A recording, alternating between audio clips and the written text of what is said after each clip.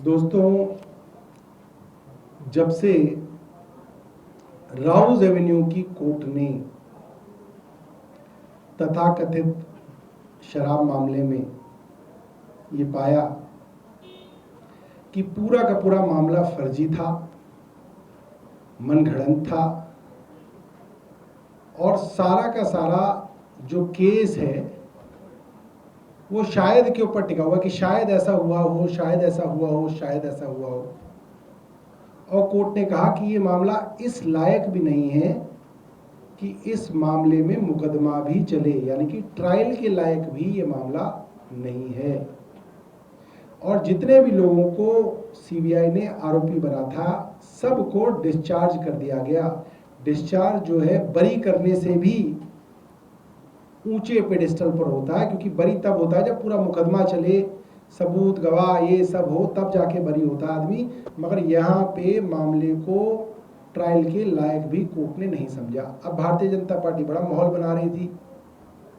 कई दिनों से मैं देख रहा था सोशल मीडिया पे, अरे ये कर देंगे, अब वो कर देंगे, हाई कोर्ट जा गए, वहाँ पहुँच गए। इतनी लंबी जो है हाई कोर्ट के अंदर सीबीआई ने अपील डाली है, अपील भी छाप दी अखबारों ने, कमाल ही कर दिया। अभी तक तो जजमेंट छपती थी, सीबीआई ने अपनी अपील तक, पिटीशन तक छपवा दी अखबारों के अंदर। चलो ठीक है, आज सिर्फ और सिर्फ केंद्र सरकार के वकील को सुना गया। हमारे वकील को तो सुना ही नहीं गया। आज सिर्फ केंद्र सरकार के वकील ने अपनी एक तरफी कहानी सुनाई और उसके बाद कोर्ट ने ट्रायल कोर्ट के, यानी कि राउज एवेन्यू के कोर्ट के उस फैसले पर जिसपे उन्होंने कहा कि तमाम आरोपियों को हम डिस्चार्ज करते हैं, उस पर कोई स्टे ऑर्डर नहीं दिया। वो ऑर्डर आज भी वैसा का वैसा खड़ा है, मौजूद है, एक्टिव है। उस पर कोई स्टे ऑर्डर या रोक कोर्ट द्वारा नहीं लगाई गई। ये बहुत बड़ी बात है कि केंद्र सरकार के मन में बड़ी घबराहट है कि जैसे सीबीआई का मामला कोर्ट ने तार तार करके फेंका है, कहीं ईडी का मामला भी इसी तरीके से कूड़ेदान की पेटी में ना पहुंच जाए। इसलिए उन्होंने कोशिश की कि साहब ईडी का मामला जो है उसको चलाया जाए, ईडी का ना रोका जाए, ईडी को चलाया जाए। सीबीआई का प्रेडिकेट ऑफेंस खत्म हो गया, मगर ईडी का हम चलाना चाहते हैं।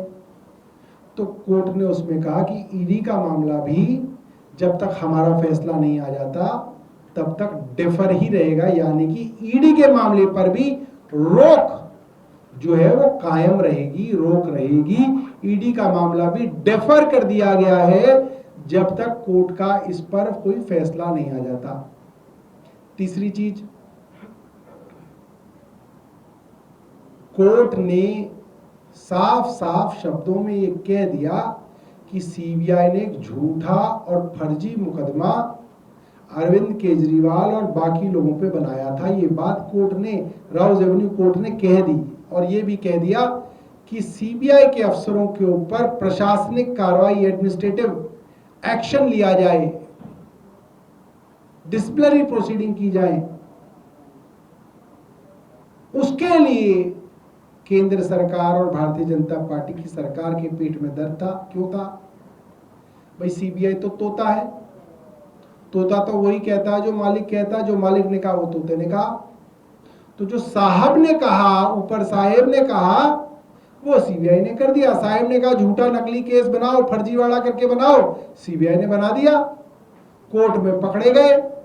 अब सीबीआई के अफसरों के ऊपर कार्रवाई होने वाली है, नौकरी भी जा सकती है, जेल भी है। तो हड़कंप मचा हुआ है सीबीआई और ईडी के अफसरों में कि भाई तुमने तो मरवा दिया हमें, तुमने कहा, हमने किया, तुम बच गए, हम फंस गए। इसीलिए केंद्र सरकार ने वहां पे हाथ जोड़े, माई बाप, कम से कम सीबीआई के अफसरों के ऊपर जो कार्रवाई होनी थी उस पर रोक लगा दीजिए। तो कोर्ट ने सिर्फ इतना कहा है कि ट्रायल कोर्ट ने जो ऑब्जर्वेशन सीबीआई के अधिकारियों के बारे में दी थी, इन्वेस्टिगेटिंग एजेंसी के बारे में जो दी थी, आईओ के बारे में जो की थी, उन ऑब्जर्वेशंस पर रोक लगाई है और कुछ नहीं है। भारतीय जनता पार्टी लड्डू बांट सकती है क्योंकि उन्हीं के कहने पे फर्जीवाड़ा हुआ था, इसीलिए उनके ही पेट में सबसे ज्यादा डर था कि हाय अफसर फंस गए, अब कैसे बचेंगे। आप देखिए अगर कोई और सरकार होती और कोर्ट ने कहा होता कि आपके इन अफसरों ने फर्जीवाड़ा करके एक मुख्यमंत्री, उप मुख्यमंत्री, मंत्री, सांसद को नकली केस में फंसाकर जेल भिजवाया, तो वो सरकार कहती अच्छा इतना बुरा हुआ है, एक्शन लो इनके ऊपर, उन अफसरों के ऊपर एक्शन लेना चाहिए, इतना बड़ा फर्जीवाड़ा हुआ है, इतनी बड़ी षड्यंत्र रचा गया है।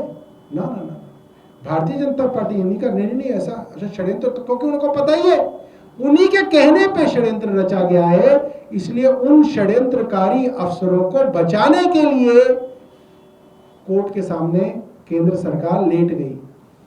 इनको छोड़ दो, इनकी जांच हो गई तो ऊपर तक साहेब तक के जो है तार जो है वो खुल जाएंगे।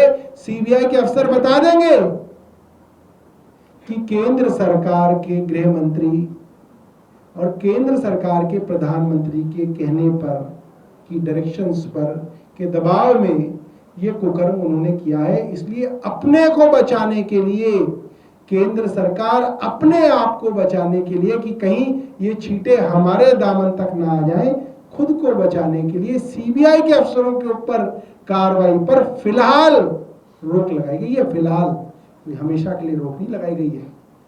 और कोर्ट ने कहा है कि जो बातें केंद्र सरकार के सॉलिसिटर जनरल ने कही है उस पर जो बाकी पार्टियां हैं वो क्या कहती हैं, इसलिए उनको नोटिस दिया गया है कि भाई आप बताइए, इन्होंने ये कहा, अब आप बताइए आप क्या कहते हैं। उसमें क्या हो तो होगा ही, एक पक्ष अपनी बात रखेगा तो कोर्ट दूसरे पक्ष को नोटिस देके कहेगा कि भाई आप भी अपनी बात रखिए।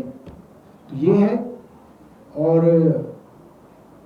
भारतीय जनता पार्टी इसको पता नहीं क्या कह के इस वर्डिक्ट को लेके कूद रही है, मगर ऐसा मुझे नहीं दिखता। मुझे तो ऐसा लगता है कि ये जो मामला है, ये जो राउज एवेन्यू कोर्ट का जजमेंट है, वो आज वैसा का वैसा खड़ा है और उसके ऊपर कोई भी डिस्चार्ज से संबंधित स्टे ऑर्डर नहीं आया है। प्रदेश अध्यक्ष हैं वीरेंद्र सचदेवा, वो कह रहे हैं कि बहुत सारे ऐसे मामले हैं जिनमें निचली अदालत से राहत मिली, लेकिन ऊपरी अदालत में गए तो फिर वहाँ कौन से मामले, मुझे भी बता दो ना कौन से मामले हैं। बहुत सारे हैं, कौन से हैं बताओ।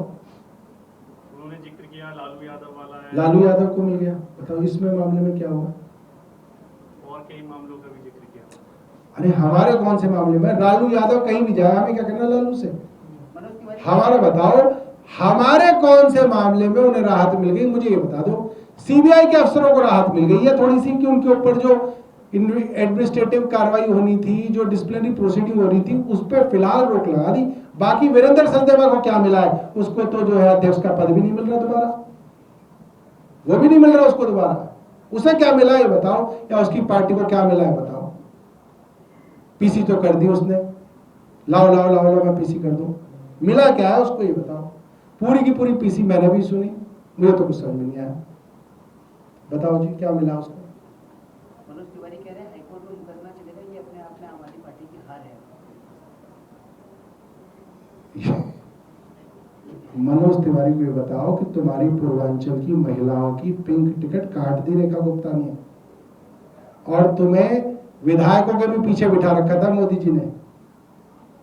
हमारी विधायक आगे बैठी हुई थी, मनोज तिवारी को पीछे बिठा रखा था कुर्सी पे, कह रहा है ये तुम्हारी हार है और ये तुम्हारे पूर्वांचलियों की हार है, आके खोलो क्या हो रहा है। उन्हें पता ही नहीं चल रहा। हमसे पहले शराब का मामला तो बाद में आया, उससे पहले मनोज तिवारी कहते थे बेबी बियर पी के नाचे छम छम छम छम छम, देखा आपने, बेबी बियर पी के नाचे छम छम छम छम छम, याद है। ये सांसद है हमारे, तीसरी बार मोदी जी ने टिकट दे दिया और बिठा दिया फिर पीछे, बताओ। और कुछ कपिल मिश्रा ने भी पोस्ट किया, कह रहे हैं कि पिक्चर अभी बाकी है। पिक्चर बाकी है, पिक्चर तो उनकी हमने देखी है केरला वाली, हम सारी पिक्चर देखी है उनकी केरला वाली।